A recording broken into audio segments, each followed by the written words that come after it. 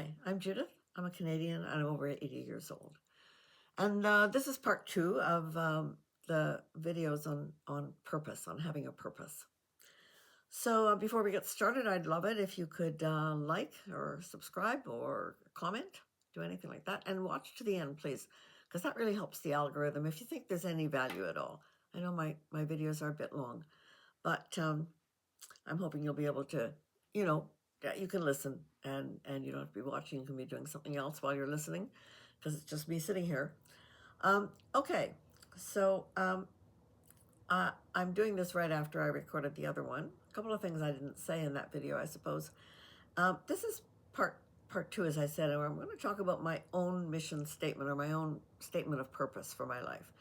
And as usual, I've written a fairly long one.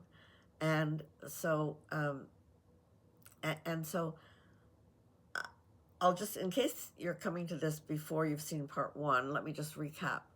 I really believe that it's an important part, an important aspect of creating a happy and successful and fulfilling life, which is what this channel is about. How I found to do that, and how I hope you can do that too, maybe by following some of these things I suggest.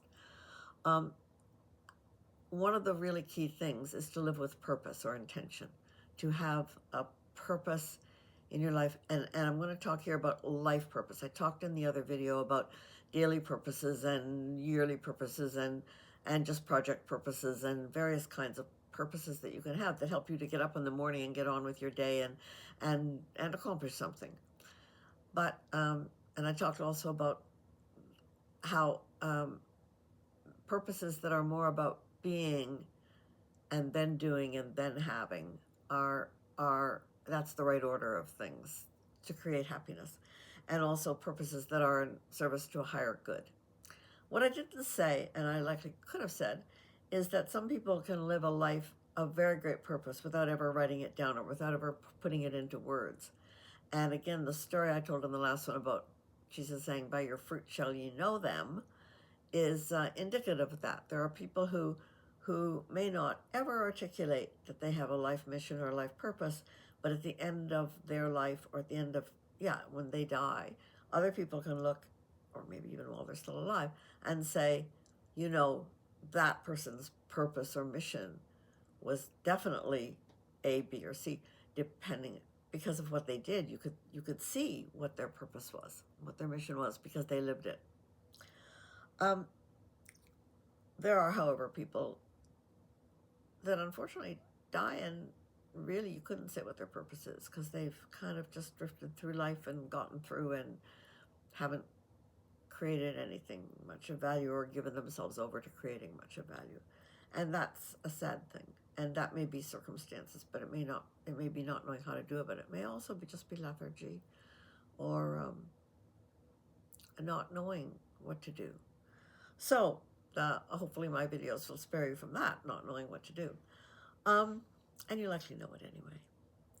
So today in this video, I'm going to talk about my mission statement or my purpose statement. And I also want to emphasize the fact that although I've written it down and it's fairly long, I didn't come to this in my 20s. I came to this likely in my 50s, maybe even 60s, likely my 50s. But it might have even been in my 60s. It takes a while to get to know yourself. It takes sometimes decades of life experience to figure out what's important to you and what you really feel called on to do. Now, there are people who have a calling from the time they're very small. And I envy those people. But you may have callings that don't turn out to be your life purpose. I had a calling to be a teacher, and I ended up being a teacher, and this is, in a way, teaching, instruction. So I think that's a true calling. But the way it got expressed was not at all the way that I thought that it would get expressed. I will talk about that in some other video. At any rate, so I'm going to, in this video, talk about my mission in life, and I'll read, it's got 1, 2, 3, 4, 5 points. 5 points isn't too much, but some of them have more than one sentence, or a long sentence. Okay, so, and then I'm going to put it in the comments so you can copy it if that's helpful, or you can read it at your leisure. And so you don't have to just watch it again.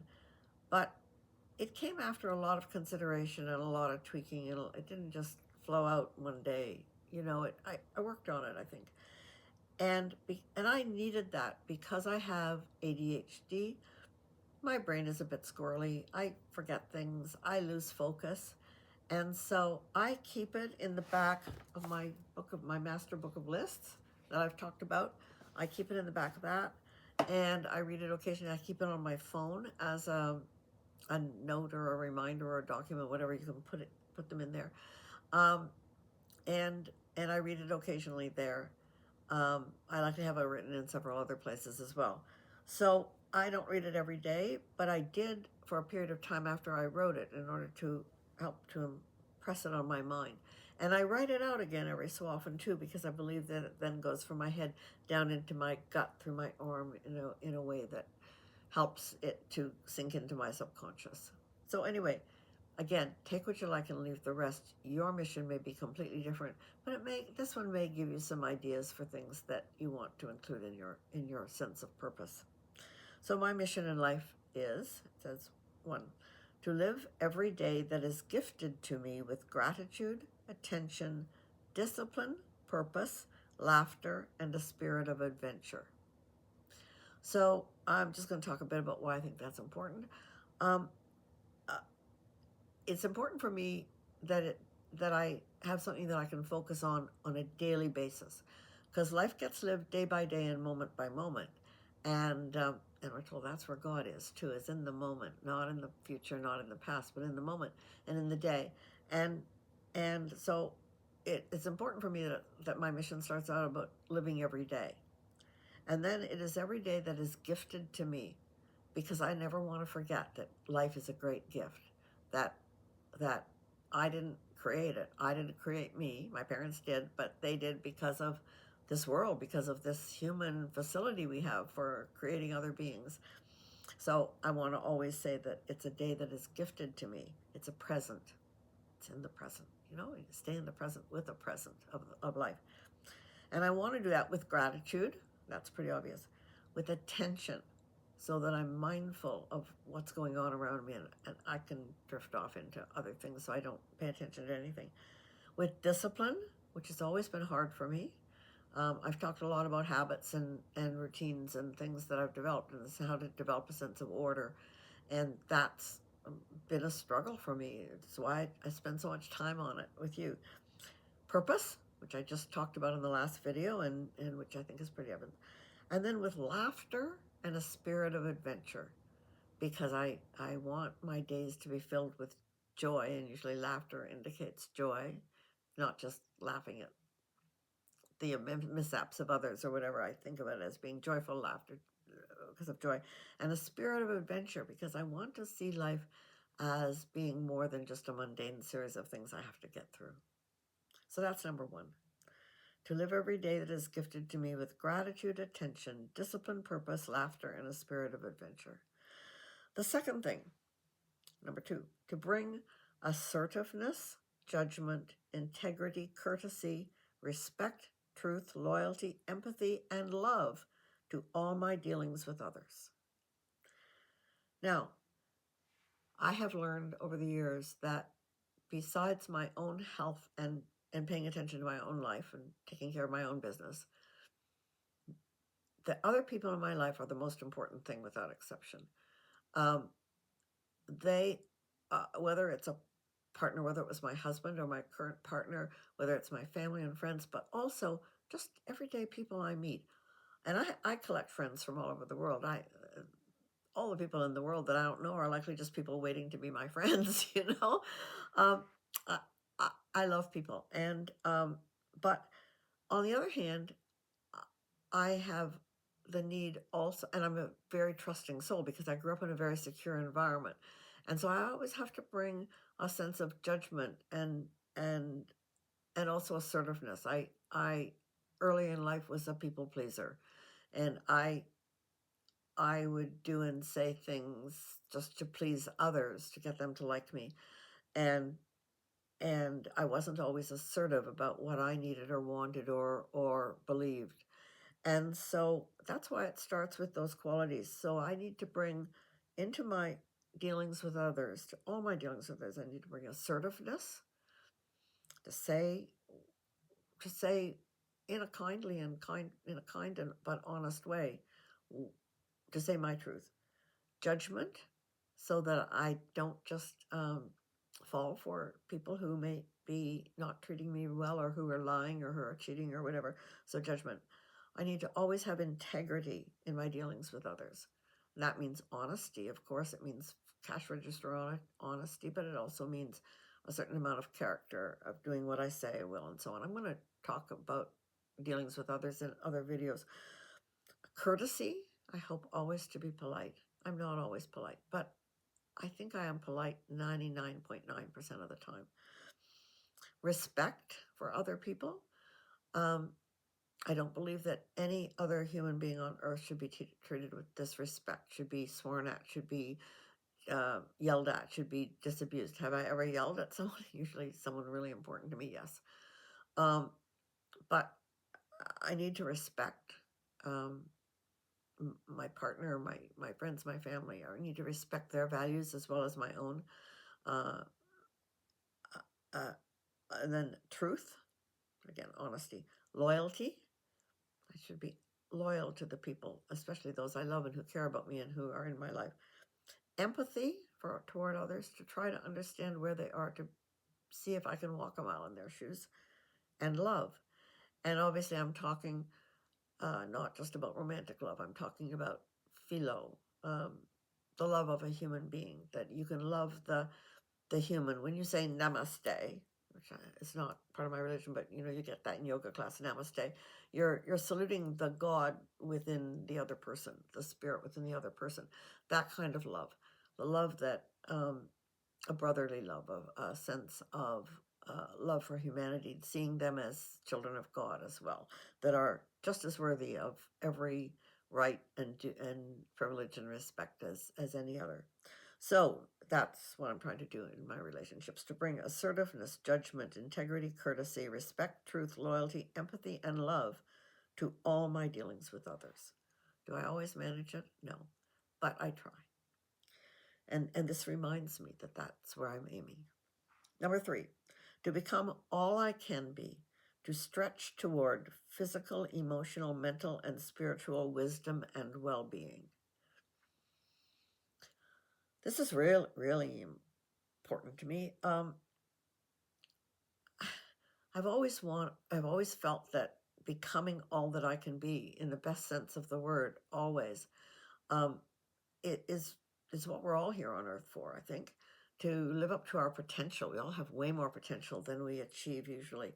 And to do that. So to become all I can be is a very important phrase for me. And then to stretch. I can't just lie back and just do what comes easily. I need to stretch toward physical wisdom and well-being, emotional wisdom and well-being, mental wisdom and well-being, and spiritual wisdom and well-being, in all those aspects of my life, to become better. My friend Carol, whom I've known since I was 4 or 5, is my best friend in life.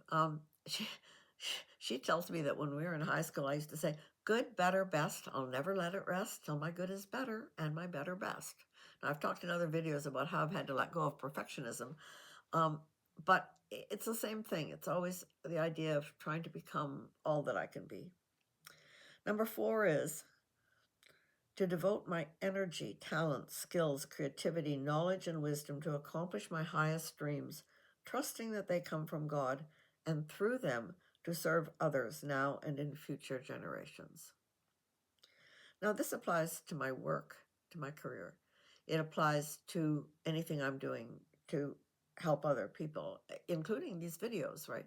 Anything I can do to help a friend. But it's mostly about career and work, whether it's paid or not, volunteer work, to be of use in the world, and to create something, using my energy to devote, to devotion, right, is important, to devote, not just use, but to devote my energy, my talents, my skills, my creativity, my knowledge and wisdom, which is not to say that I have more of those than anybody else. Everyone has energy, talent, skills, creativity, knowledge, and we hope some wisdom. Maybe not when they're young, but by the time you get to my age, you ought to have some. Um, and then it's not to accomplish my highest goals; it's to accomplish my highest dreams. And those are persistent dreams, and those are dreams that I try to test by saying, do they seem to have real value? Do they last? Or are they just a passing fancy? And if I have a dream that persists for a long time, I thought about doing these videos for a long time, a few months at least, before I actually set out to do them. But I trust that they come from God, that the highest ones. And I trust that, because I am a God-loving person, I am not very orthodox Christian, I'm afraid, but somehow believe in a spirit but larger than myself, a higher power. Um, I I really have to trust that my dreams come from God, and if not, that God will show me that they are not the right path. Take me off that path if it's wrong. Put lots of obstacles in my path if it's really wrong. If I'm going about it in the wrong way or with the wrong motives or whatever, get me off it. But if I can trust that my highest dreams come from God and they seem to be facilitated that way, and then through those dreams and through what I can accomplish by accomplishing those dreams, if I can serve others now and in future generations, that makes my heart sing. That makes me feel like my life has purpose beyond me. And no matter what my failings, no matter what my character defects, no matter what things I've done wrong in my life, I am stretching and moving toward all that I can be, as it said in the earlier thing. I am trying to go to see. It makes me a little teary-eyed to think about that. It moves me. And when you're moved by your emotions of what you want to do, then that that makes it way more powerful and way stronger. It's a much stronger sign to your inner emotions, to your subconscious, and to God to help you along the way. And finally, the final point is, for me, to seek God continually, especially within myself, to delight in His will and to walk in her ways all the days of my life. This may or may not be something that resonates for you. That's okay. It resonates for me. I'm always, and by God I mean good orderly direction, the higher power, a higher spirit. I don't know what form God takes. I'm an agnostic on that view. I'm a nominal Christian. I will recite the Apostles' Creed along with anyone, and I have no idea to what degree it is right. I don't believe that Christianity is the only path to God and godliness. I don't believe that only Christians go to heaven. And so, and I don't fuss myself about matters of theology too much. But I do believe that there is a spirit beyond us, that there's something beyond us that created us, that guides us. And I believe that spirit lives both outside in whatever spiritual universe there is, but also inside me, that within me is a little piece of that God cloud that is my soul, that is the part of God that is within me, and I need to keep finding that piece and living according to the values of that piece, as opposed to some of the other values of the world. And I want to delight in God's will and to walk in God's ways. And I deliberately phrased it as to delight in His will and walk in her ways. It could have been the other way around. To delight in her will and walk in His ways. I just think that God is neither male nor female, and I want my view of God to be that God is perhaps both, that all of us are to some extent both, that we are, that there is no distinct different species between male and female. And by that I'm not making any comment about transgender or anything, but I just think that God is omnipotent, and God therefore encompasses everything. And so masculine qualities, feminine qualities, who cares? Let's just have them. And I want to do that all the days of my life. So again, I end my mission in life I started with to live every day, and I end with for all the days of my life. So it kind of, for me, it wraps up the whole thing, the whole life thing. So there's my mission in life. I hope that this can resonate for you. If only, if even if none of the words are words that you would say, that that the emotion that this brings for me to have to this as a part of my heart and a part of who I want to be, that I hope that you can find that in yourself and find that, whether it's one statement, one word, anything, one picture in your mind, that that helps you direct your efforts for all your life to feel that you have purpose, that you have worth, because we feel we have worth when we have purpose. And that's my talk about that for today. That's part 2. So again, always take what you like and live the rest. It's a gift of love. If it doesn't resonate for you, not. Otherwise, please like, subscribe, comment, be part of a community here. Take care, and be the best self you can be.